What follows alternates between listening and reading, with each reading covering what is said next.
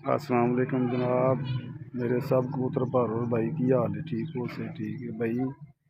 इजाज़ सिकंदर मेरा नाम है तो मैं रावली कश्मीर कलोनी तो गल कर रहा। ठीक है, मेरा भाई परिंदा गया ही तकरीबन को 3-4 दिन हो गए। ठीक है, परिंदा मेरा गया तो वो भाई ने जनाब फड़िया जनाब तो कभी 6,000 रुपया रेट उन्होंने लाया कबूतर। ठीक हो गया जी, उन्होंने को गया उन्हें 6,000 रुपया रेट ला लिया। कहना मकसद मेरी वीडियो बनाने का मकसद ये भाई जी कि 6,000 रुपया उन्हें रेट ला लिया कबूतर का। ठीक है, 4 दिन हो गए मैं दलील कर रहा। कभी शाम कभी सियालकोट बाईपास से दस रहा, कभी डस्के का दस रहा, कभी वजीराबाद का दस रहा, कभी बैंक च मैं दस रहा। ठीक है, कभी मैं बिजी हाँ, ये कर रहे हैं वो कर रहे हैं। ठीक है, उस तो बाद मैं अज हर कबूतर तो मैं वो लै आया। 6,000 तो 1 रुपया नहीं घटे। मेरा कबूतर फड़िया गया, मैनू नहीं पता कितने फड़िया गया, लेकिन कहने का मतलब कि सियालकोट बाईपास के उत्ते रोड के उत्ते बट बर्ड शॉप है, बट दाने वाला कबूतरों का दाना उन्हें रखा है सियालकोट पिंडी बाईपास से, सियालकोट बाईपास से कोल सोई उत्थे छत में उत्थों पैसे दे के कबूतर लैके वो बंदा कबूतर उत्थे दे के वल्ला ओहदा कबूतर उन्हें फड़िया या किन्ने फड़िया पर असी कबूतर बट दाने वाला जो है ना उत्थे पिंड सियालकोट बाईपास से उत्थों असीं लैके आए मैं कबूतर दे के। लेकिन मैं ना देखो कबूतर लोग फड़ लेंदे ने, लेकिन मूँह इंज उन्हें खोले होंगे ने कबूतर फड़ के चलो मुनासिब पैसे लवो, 1,000-2,000 रुपये बड़ा रेट है भाई, उन्हें किहड़े पैसे लाए होंगे ने। ठीक है, मन्नेआ तुसें जाल बनाए होंगे ने, चिड़ी मारी करदे होर कम्म तुहाडे कोल होंदा कोई नहीं। लेकिन मेरा कहने का मकसद है कि जो उस्ताद हजरात ने कम अज़ कम जो बेउस्तादा भी होएगा ना वह भी कोई ना कोई उस्ताद पिछे होना ही, साईं सिर ते होना ही है।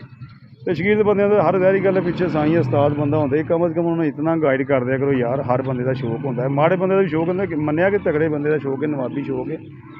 चलो कोई माड़े भरा भी शौक करते हैं, अपनी हैसियत के मुताबक करते हैं। ठीक है, इस दे भरा जी भाई जी सारे दोस्तों यारों में मेरी ये रिक्वेस्ट है, कम अज़ कम आप ही शौक नहीं करते तो अगले बंदे का शौक ना बर्बाद करो। जारी कि उन्होंने मेहनत करके इन्हें कबूतर बनाए होंगे। ठीक है, ये जनाब अगर कबूतर फड़ के मूँह एडा खोल लेंगे जिमें कि भैं जो 1,000 रुपये मंग लें। ठीक है, तुम दिहाड़ियाँ भन के जनाब थल्ले बेंदे हो, चिड़ी मारी करते हो, 1,000-2,000 रुपये बड़ा रेट होंदा है। ठीक है, कोई गल नहीं, वो भाई जी 6,000 तो घटिया कोई, खैर असीं पैसे दे के अपना कबूतर लै आए। बट दाने वाला सियालकोट बाईपास के उत्ते पहली दुकान होती है, उत्थों कबूतर अपना लैके आए।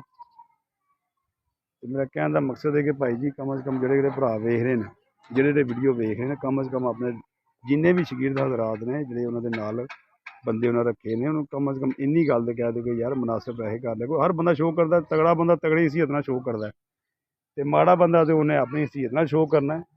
तो जे इनू शौक समझे कोई तो नहीं, तो अजकल तो मेरा पंजाब भी शौक सब तो अच्छा कबूतरबाजी शौक जा रहा है। लेकिन बिच इंदियां खच्चां भी बड़ियां आई जंदियां बिच, जिहदी वजह नाल बड़े बंदे दा दिल बदजान हो जाता शौक करन तो। जरी कि कई बंदे इंज कबूतर निकल जान वापस ना लब्भन, तो कई बंदे शौक छड्ड भी छड्डे ने। लेकिन चलो साडा सानू जनून है भाई इस कबूतरबाजी शौक, क्योंकि साडे लड़ाई झगड़े नहीं है ना बिच, प्यार नाल अपना शौक करीदा। कदी किसी ने लड़ाई नहीं की जी, किसी का कबूतर फड़ लिया भी दे छड्डिया, पर अव्वल तो साडे कोल फड़े फुड़े तो है ही कोई नहीं। ठीक है, सिंगल स्टोरेज साड़ी छत है, ना ही साढ़े को कोई चिड़ी मारी ला हिसाब है।